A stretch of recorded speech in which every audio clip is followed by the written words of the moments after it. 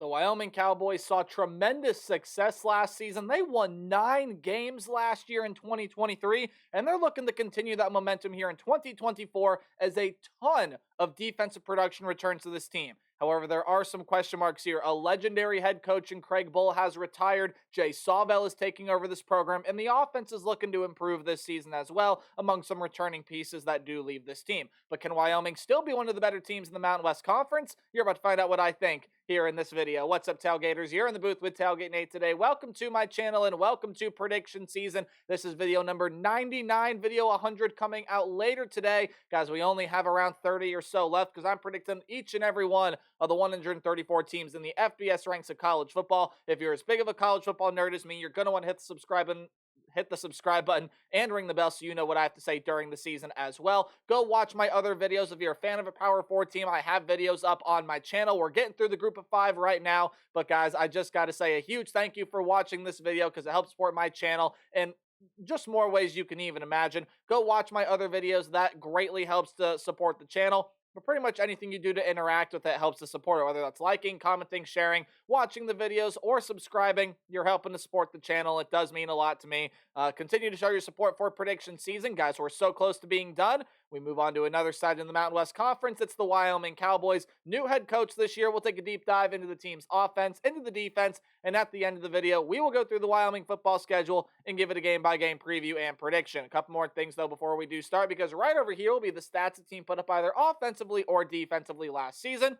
And, of course, for your viewing pleasure, right below the team's logo, I have put the team's coaching staff. We'll waste no more time, and let's dive on in to talking about the Wyoming Cowboys here in 2024.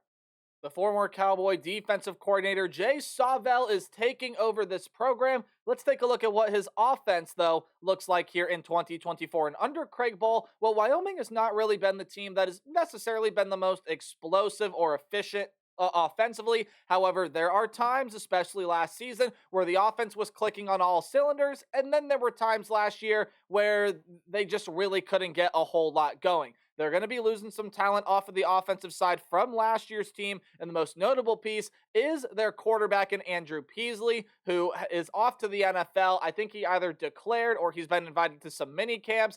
He may even have been signed with the team, actually, now that I'm thinking about it, but you could definitely see him playing on Sundays. Peasley last year, 1,991 yards, and coming into last year, needed to clean up the touchdown to interception ratio, and that's exactly what he did. 20 touchdowns and only 5 picks. Andrew Peasley was a really good game managing quarterback. You will be losing him and his experience gone off to the NFL. So this quarterback room looks like this. Jaden Clemens and Caden Anderson are back to be depth pieces here, but I figure that the starting quarterback here is going to go to Evan Svoboda. And apologies if I'm saying that last name wrong, but 38 pass attempts last year, completed 23 of them, 200 passing yards, no touchdowns, and no touchdowns and 1 interception thrown last season. Again, very limited playing time for this Cowboy program last year. It was his first season getting true passing reps for the Wyoming Cowboys, and now he is projected to be that starter here for this team.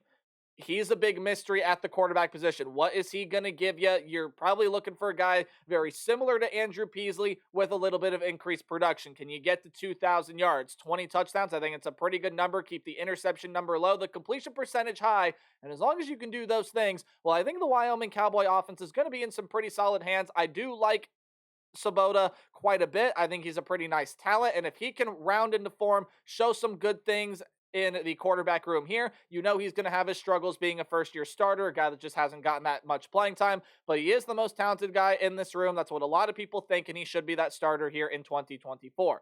Running back room, you are going to be losing Jeremy Hollingsworth, who has graduated. Now, he was a depth piece last year, only had 6 catches for 31 yards. You're also going to be losing DQ James. He's off through the portal. He had over 100 yards rushing last season, with 106 yards, 35 carries. Again, you lose a couple depth piece guys here, so most of your top producers in the running back room are going to be coming back. That's Harrison Whaley, who was this close to a 1,000-yard season last year, 947 yards, 5 touchdowns on 164 carries. That's just shy of 6 yards per carry for all you math nerds out there. Jamari Farrell and Sam Scott will also be coming back there as well. Your 3rd and 4th leading rushers last year, because Andrew Peasley was actually the team's 2nd leading rusher last season and did lead the team with 7 rushing touchdowns, so you lose that production from Andrew Peasley as well. And then Wyoming is one of the few teams in the nation that still uses the fullback position. You bring a couple of them back. Caleb Driscoll and Kimball Madsen, I believe, are both slated to be fullbacks this season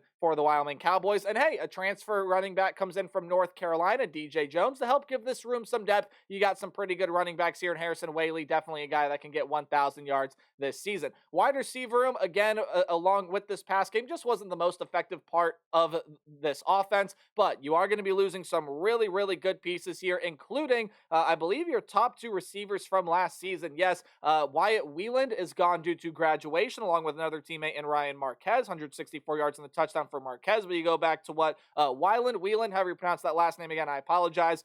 480 yards, 5 touchdowns on a team high 44 catches, but his teammate Ayer Asante will be the guy you will see now playing on Sundays. He had 21 catches for 372 yards and led the team with 6 touchdowns last season. So you're losing some really good production out of this wide receiver room. So you're going to need some guys that were a little bit back a ways on the depth chart in the wide receiver room from last season to step into some bigger role. Along with the new quarterback this year, it's definitely a question mark of how good the pass game is going to be for this offense. Alex Brown, Will Pelissier, and I probably butchered that last name, so I apologize. Devin Body Jr. and Jalen Sargent all come back. Tyler King is in through the transfer portal, and Chris Sturr Jr. is a freshman that is entering this program, fairly highly recruited. I believe a 3, maybe even a 4-star. I'm pretty sure he's a 3-star recruit according to 24/7. So you bring him in. Trayton Welch has gone out of the tight end room, 308 yards, 2 touchdowns on a tight end high 31 catches last season. But you do get your leading receiver among tight ends back. That is John Michael Gillenborg, who had 360 yards and 3 touchdowns from the tight end position last year. Nick Miles and Isaac Schoenfield will also be back here in this tight end room. And off the offensive line, you do lose a very, very, very talented piece in Frank Crum. You will see him playing on Sundays on an offensive line that really was, for the most part, pretty darn solid for the Cowboys last season. Yeah, the pass protection could get a little bit better. Only losing Frank Crum is big. So who comes back here? Well, you do get Wes King, Jack Walsh, Caden Barnett, Jake Davies, Tulafona Nofawafia, and I probably butchered that last name, so I apologize, and JJ Uphold, among some other names you could throw up here on this board, are all coming back in that offensive line room. Again, I've talked about it a little bit and previewed it a little bit here throughout me talking about this offense, but the big question with this offense is, what is the pass game going to look like? What is Evan Sabota going to give you at the quarterback position? How do these wide receivers, especially Tyler King through the portal and Chris Sturr as a freshman, what are they going to be able to contribute? And can they step into the role that guys like Wieland, again, however you pronounce that last name, and Asante were able to play last season? Even losing a guy like Ryan Marquez, again, 5th leading receiver, only 160 some yards, but still a really darn good piece here. Can the passing game find its consistency? Can the offensive line improve in pass protection? This is the run game that's going to be really, really good this season, and it still probably will end up leading this offense. But the pass game, I'm very curious to watch how the Cowboys pass game looks here in 2024. You take a look at the defensive side of the ball, and even though they allowed more yards than what their offense was able to gain, and yeah, the third down conversion percentage is not that great. I mean, Wyoming just was not a great third down defense last season. They were really good in pretty much every other facet here. 24 sacks last year. They forced 22 turnovers. They came up with timely stops, and they were loaded with experience last year. They'll be loaded with experience again this season because, yes, they do lose some fairly solid names off of last year's team. We're about to go through pretty much all of them here in just a little bit, but when you go and take a look at who all comes back, I mean, there's a ton of returning names here, and those of you Cowboy fans out there know those guys on the right-hand side of the screen are impact players. We'll dive into them here in a little bit, but first I got to tell you who's gone off of last year's team.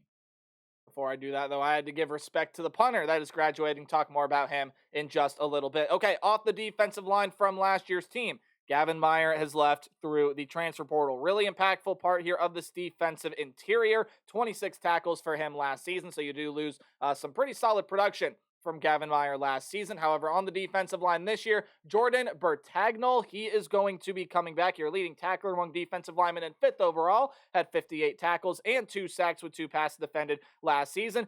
You get some guys back that each had 4 sacks, I should say, last season. Devon Harris and Braden Siders both led the team with those 4 sacks. Sebastian Harsh will also be coming back. He had 3 sacks last year. Tice Westland, Ben Florentine, and you could just list off a ton more players here. I believe there are a pair of Williams. I don't think they're related in any sort of way, but regardless, there is a ton of talent on this defensive line. Losing Gavin Meyer is going to hurt that interior a little bit, but you still are loaded with talent here, and the defensive front should be really good for Wyoming this upcoming season. You probably your best defensive player last year was Easton Gibbs, and rightfully so. You'll see him playing on Sundays. He's off to the NFL, 109 tackles, so breaking triple digits, 2 sacks, 5 pass defended, 1 pick. Did a little bit of everything for this defense last year, and losing him out of the linebacker room is definitely a really big loss.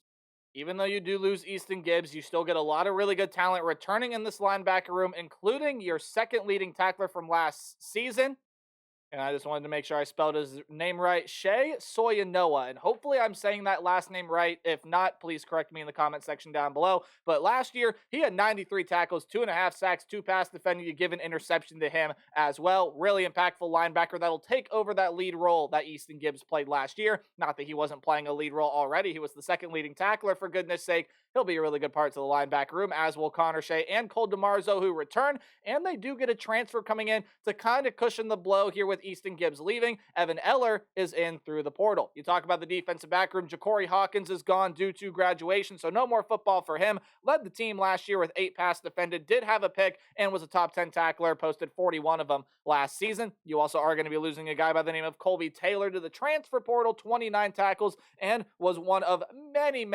defensive backs last year that had 7 passes defended, I believe 4 of them here. So he was one of those 4. You'll be losing that production. So some really solid play gone out of the cornerback room and out of your safety room. Well, Buck Kors has decided to hang up the cleats. He has decided football is no longer for him. He had 11 tackles last year, and that's your loss out of the safety room. Pretty much, though, everyone else comes back in this defensive back room. The Tyricus Davis, and again, hopefully saying that name right, Ian Bell, Nas Hill, and Keeney Parks are all back here in this cornerback room, but the returning production doesn't stop there. In the safety room, Wyatt Eckler and Isaac White, 2 of the other 4 guys that I should say 2 of the 4 guys, you met the third there in Colby Taylor, that had 7 passes defended from last season. The other guy was the likes of Davis, who I mentioned they're returning in the cornerback room, Rook Brown, Andrew Johnson, and Malik Singleton, among many other names you could list in either the cornerback or safety room, all return for this defense from last season. And hey, kickers are people too. Let's show them some love. Had to give respect to Clayton Stewart by putting the P in front of there because he was the punter last year.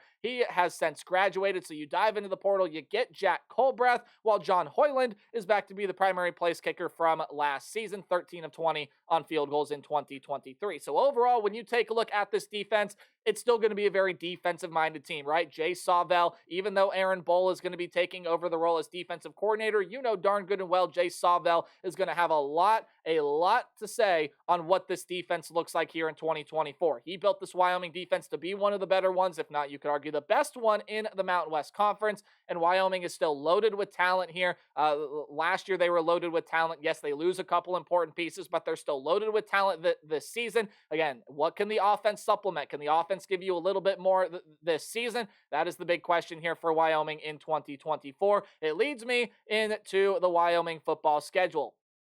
If the slide would change, there it goes. Any game at home is going to be underlined, while any game on the road is in italics or that slanted text. Any game you see in green is a game that I think the Cowboys are going to be able to win, while any game in yellow is a close competitive game, but I still see Wyoming being able to win that one, and any game in red is, of course, a loss. This is a really interesting non-conference schedule because, look, what I'll say here is Wyoming is a very hard team to try to predict schedule-wise because there are a lot of games like this road game against Arizona State where they could win, but what does Jay Sawvell sort of bring as an energy with the head coach? I mean, you're losing an absolute legend in Craig Bohl, and how does Jay Sawvell fill those shoes? What does this offense give you? I think is a huge question mark, especially in that pass game. You have no idea what Evan Sabota in this wide receiver room is going to look like. You can get a pretty good idea through spring camps and everything, but this is a really interesting non-conference schedule because you got to go on the road to play the Arizona State Sun Devils, and even though that is not a team that I necessarily like a whole lot this year, I don't think they're going to do that well in